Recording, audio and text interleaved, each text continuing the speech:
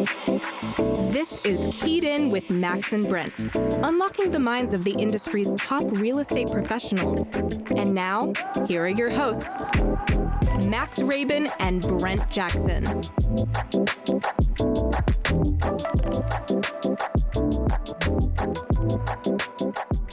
Hey everybody, welcome to the Keyed In Podcast. I'm Max Rabin. And I am Brent Jackson. Brent, today we're welcoming Lee Arrowood from Compass. Lee Arrowood has been in the business since 2015, although I feel like, she's done so many huge deals. I feel like she has been in the business longer. In fact, I was looking at numbers today. I was like, we do this, yes. We check out everyone's numbers and we're like, yeah. Homes.com has come a long way. I'll just give a shout out to them because they took over the HomeSnap app, but I don't know where you're looking at numbers now, but I've gone back to Homes.com because they have the 1, the 2, and the 5-year average. Okay.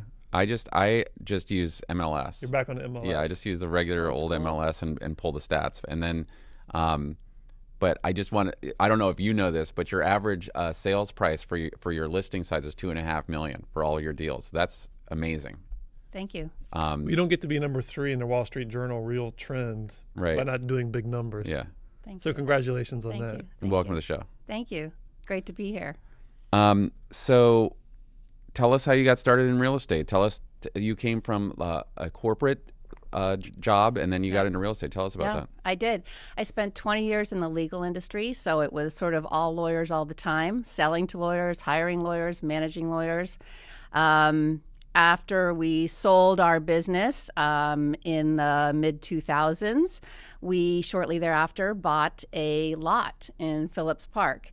And at that time, I think we were the second purchasers in Phillips Park. Mm-hmm. It was sort of more like a dirt bike park at the time. Mm-hmm. And we had the idea of developing it. And we were at the closing table in 2008. And it was the same day that Lehman Brothers was filing for bankruptcy. And I remember the listing agent was so nervous. And she's like, no, really, I think this is all going to pass. You're good. I think she was really worried we were going to walk on the deal. But needless to say, the financial crisis somewhat delayed our plans to develop a house there. And but we finally did and sold it.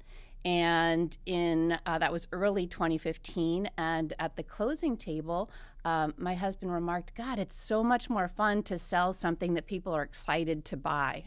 Again, we were 20 years in the legal business, and people don't love or relish the thought of hiring lawyers and hiring legal services. And he made that comment about real estate, and really that was sort of where my love of the idea of selling real estate was born. And that's how it started. And I had known Mark for 15 years at that point. Mm-hmm. We met him. We were his clients when we bought our first. You're talking about Mark Fleischer. Yes, sorry, yeah. Mark Fleischer. Thank you. Met Mark Fleischer when we bought our first house in Bethesda many years prior, and had done several personal and investment deals with him. And so I had this idea of, okay, I'm going to go into real estate and I'm going to work with Mark Fleischer. And I went and I got licensed, and I was sitting in the class